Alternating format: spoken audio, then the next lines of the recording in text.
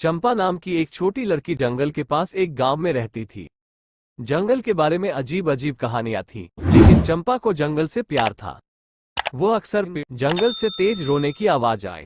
चंपा आवाज की ओर दौड़ी और एक छोटे से बंदर को पेड़ से नीचे गिरे हुए पाया। उसके पैर में मोच आ गई थी। चंपा ने धीरे से उसे उठाया और घर ले गई।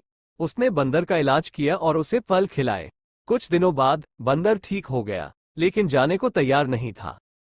चंपा उसका ख्याल रखने लगी और उसका नाम इंद्र रखा। इंद्र एक असामान्य बंदर था। उसके पंख थे जो इंद्रधनुषी रंगों में चमकते थे। चंपा ने ये राज किसी को नहीं बताया। एक रात गांव में अचानक अंधेरा छा गया। सभी दिए और लालटेन बुझ गईं। गांव वाले डर गए। अचानक इंद्र अपने चमकते पंख फैलाकर खड़ा हो गया। जंगल जादुई रोशनी से भर गया।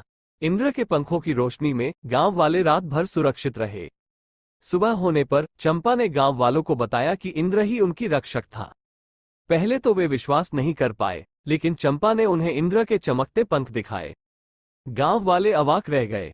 उन्होंने चंपा और इंद्र को धन्यवाद दिया। उस दिन से इंद्र चंपा का सबसे अच्छा दोस्त और पूरे गांव का रक्षक बन गया। हर रात उसके चमकते पंख अंधेरे को दूर भगाते थे। चंपा ने सीखा कि असली जादू दोस्ती और मदद करने की इच्छा में होता है। गांव वाले भी समझ गए कि जंगल डरावना नहीं, बल्कि जादुई भी हो सकता है। एक दिन एक लालची जमींदार जंगल के पास आया। उसे इंद्र के चमकते पंखों के बारे में पता चला और वो उन्हें अपने लिए चाहता था। वो चंपा को धमकाने लगा और इंद्र को पकड़ने की कोशिश की। चंपा डर गई, लेकिन उसने हार नहीं मानी। इंद्र ने चंपा की हिम्मत देखी और उसकी मदद करने का फैसला किया। रात होते ही इंद्र ने अपने पंखों से जंगल को रोशन कर दिया, लेकिन साथ ही उसने पेड़ों से चमकते हुए फल भी तोड़ लिए।